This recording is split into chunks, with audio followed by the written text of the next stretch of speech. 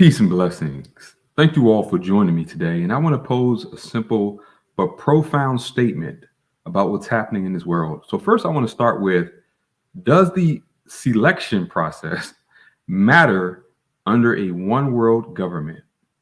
Now, many of us understand you cannot trust or claim that these processes have any honest, fair, or non-corrupt agendas associated with them.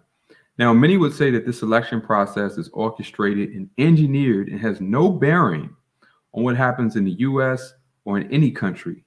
But these countries have already been infiltrated through this one world government, through the WHO, UN, WEF, to kind of push the same agenda through social engineering, cultural conditioning, emotional polarization through politics, exploiting the spiritual problems that cannot produce or cannot yield any political solutions. There's no political solution for a spiritual problem. A spiritual problem is an issue of our nature and our heart held to the holy, perfect standard of God. We were created for Him and by Him, and our very mind is structured and framed on His word to live for His purpose. But the world wants to ontologically remove us away from God and redefine everything in this secular satanic paradigm. So we know that the WEF has spoken that they have their puppet leaders from the young global leaders. Every world leader comes from this organization, and they all are there promoting the same thing, right? They call them nation states. They're not, there's no sovereign nation. That's an illusion that people were told to believe. They kind of focus and channel their emotions to these figureheads to really distract and deflect away from the fact that none of these leaders are actually controlling what's happening in their own so-called countries. But they're just there to give people this illusion that they are involved in a process that has already circumvented anything that they can do, right?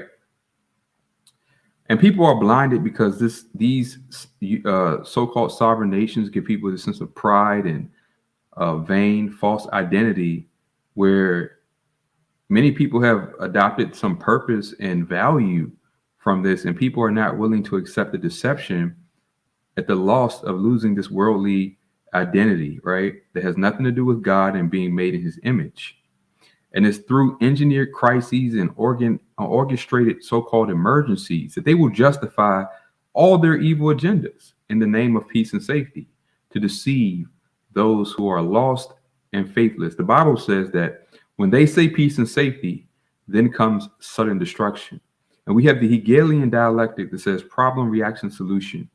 So we understand that there are socially and engineered problems that come from the high levels, spiritual wickedness in high places, and they wait for a irrational, fear-based reaction that make them desperate, destitute, and disenfranchised to adopt any false solution, that stimulates the flesh, that exploits those who are led by sinful worldly desires.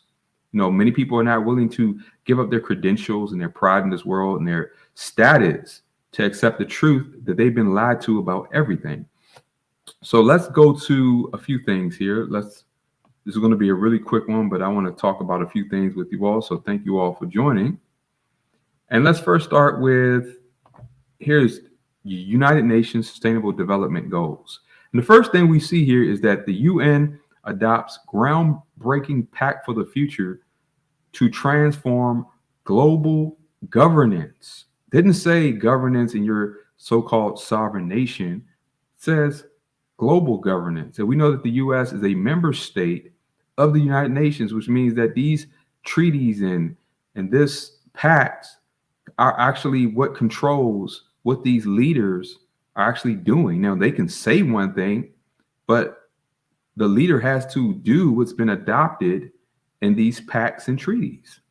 So basically, all you have is lip service, ear tickling, and lies and deceptions to really distract you and deflect you through theatrics and emotionalism away from what's already been established on a one world level.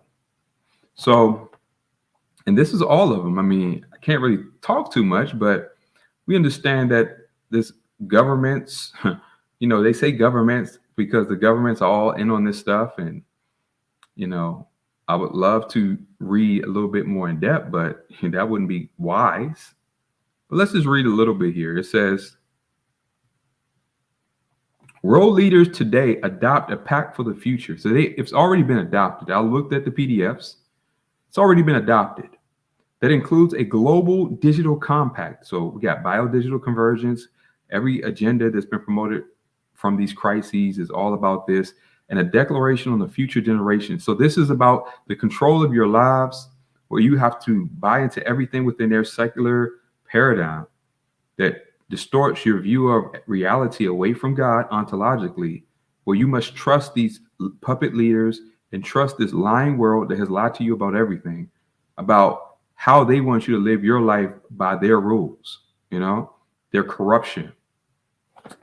And this says this pact is a culmination of an inclusive years-long process to adapt international cooperations to the realities of today and the challenges of tomorrow. So they're using the climate narrative, the health narrative. All these narratives are pretty much comprehensively being weaponized against you. So, you got the global governance, polarizing narratives, demand for justice. So you got the social justice, the geopolitical competition, the institutional capacity, the technological interdependence. Klaus Schwab said he wants to merge the political, digital, and biological spheres together to control every aspect of your life.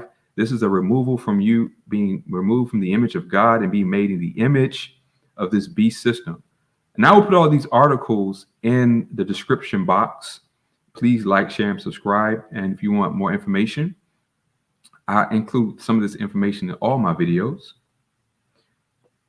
But like I said, people talk about policy and all this stuff, but it's really not a policy issue, because the secular government weaponizes those issues like abortion and LGBT ideology and feminism and civil rights. And these are spiritual issues, spiritual problems, to ontologically distort how we define things like life, rights, civil rights, freedoms, good, and truth, purposed away from the God of the Bible, right? And for the secular government to redefine and push their satanic transhumanist ideology that will technologically lead lost, spiritually dead people to reject being made in the image of God to being made in the image of this beast system. So I hope this gives you clarity on what I'm trying to say. I get people really believe and trust in the world. They really trust in these leaders. They really trust in the government for some reason. But the information is out there. This is fair use, informational, and educational purposes only. Just giving you my opinion based on the documents and research that I do and my view. Hope you enjoyed this. And till the next time, God willing, peace and blessings.